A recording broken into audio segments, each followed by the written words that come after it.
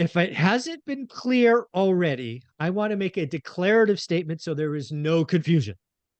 I believe the market we are heading into for the next 5 months, the winter months, the slow months, the 7.5%, 8% mortgage rate, is the time to do the work and write disrespectful offers. Beth and I are going to talk about what is a disrespectful offer, how to make them in the right way, because I think there is a wrong way to do it. But Beth, what do you think? Market slowing down, high rates. Yeah. So I agree with that. I do have to, the term disrespectful offer doesn't quite fit me right, because I mean, I know you love it. That's, hey, you know what? It's all just semantics. It paints a good it's vision. Semantics. But I think you can make a low offer in a respectful way. But the point being, like, can you make an offer significantly below list? Some might call that low ball. I think there's a difference between what we're talking about and a low ball, which is sometimes just absurd. But I've done those before too in certain circumstances, and every once in a while that is appropriate. But as far as let's put a framework around this. Yeah. Because what I want people to hear, these are all my opinions, and as always, disagree with me. I think there's a right time and a wrong time to write these low ball, disrespectful, cheap, whatever you want to call it. I want to be very clear with folks. Please don't write these on any listings that are under 30 days. Yeah. That's not the time. Let's not do that. That is not okay. But hey, free game, in my opinion, over 30 days. How does that feel? Yes. And I would say you have to be able to know your market and your buy box well enough to spot these anomalies or these opportunities where it makes sense. Usually the agent and the seller know on some level if something's kind of pushing it a little bit on the price. They know. They've gotten other once it's been on the market for a little while, they've been getting feedback and they've been seeing they're not getting the showings, they're not getting the offers they want. You might not be the first low offer. Sometimes they need to be ready to accept lower. And it's a process that people go through that takes time. Oftentimes they want to try for higher, but when you're, like you're saying, if somebody comes in with a hot new listing and offers, 20% under on day one, it's not going to go anywhere, because let's say if something is listed at 600,000, a seller, if you put yourself in the seller's shoes, they're going to want to see if they can get 550 before they go to 500. Typically, like you wouldn't want to go straight from 600 to 500, like right out of the chute. Like, no, you would have listed, you would have put it at a different number. If you're willing to take 500 on the first day, you wouldn't have listed it at 600. Right.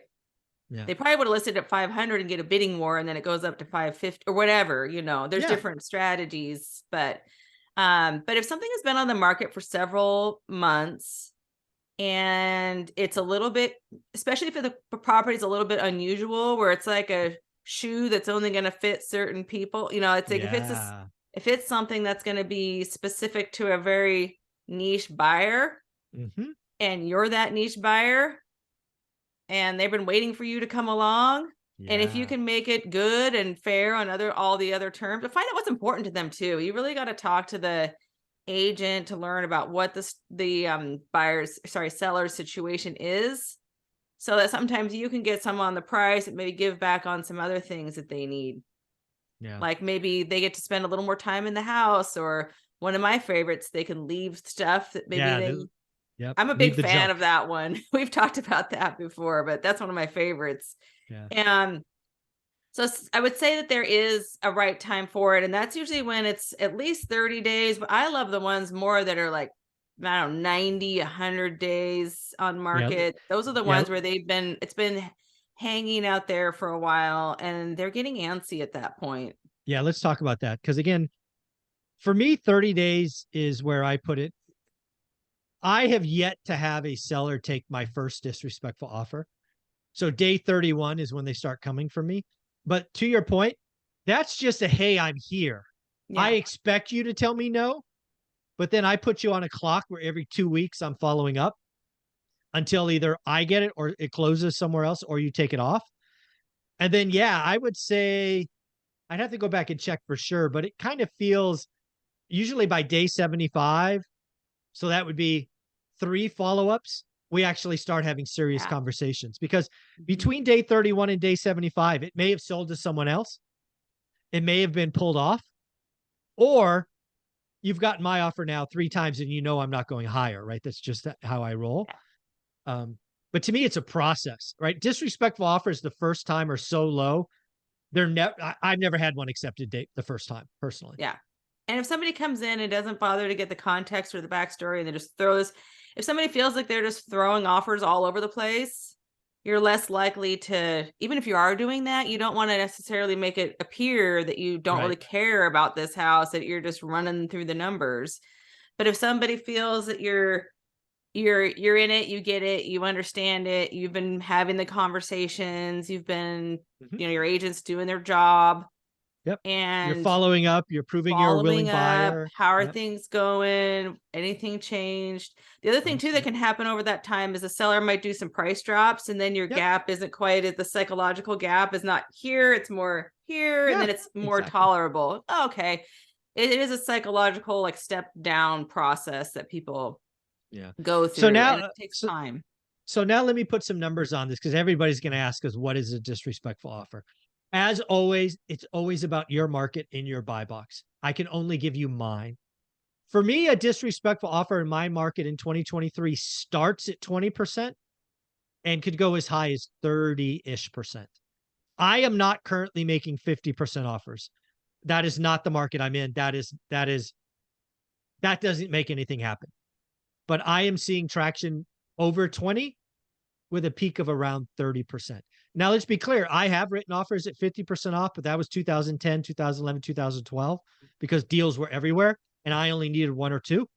But that's not the market we find ourselves in. So in my market today, it's 20 or 30. In some markets, it might be 10% if the market's that hot. But again, know your market, do the work. Don't just guess.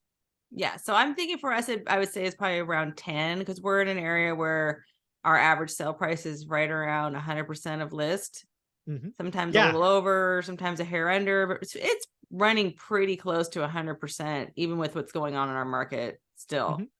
The ultra luxury, those ones, people expect you to offer way low on those, and those could be 20, 30, sometimes even under, because sometimes with the ultra luxury, those list prices almost feel like they just pulled it out of thin air just to see, let's just see what happens. We'll last $12 million, just because that sounds they take 5.2. Yeah.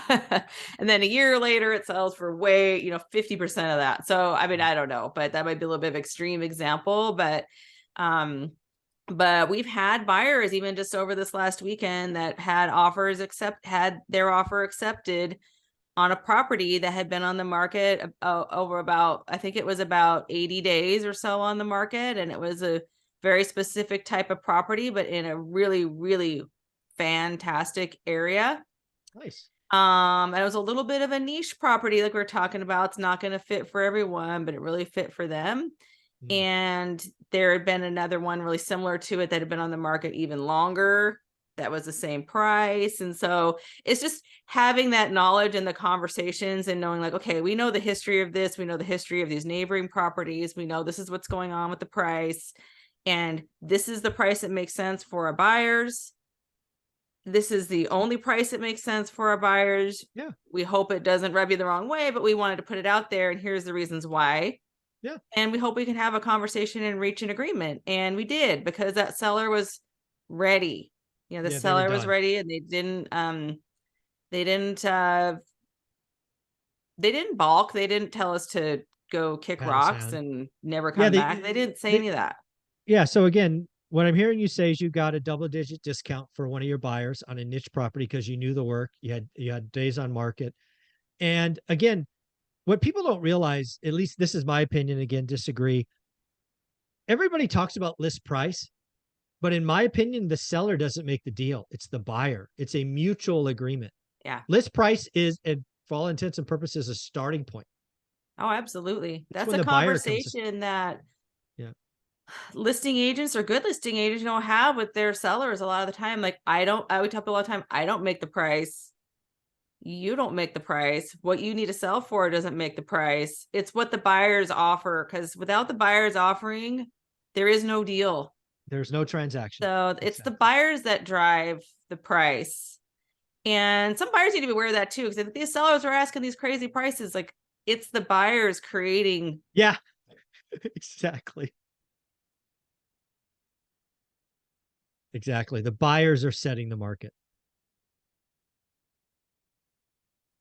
Looks like we may have lost Beth Traverso.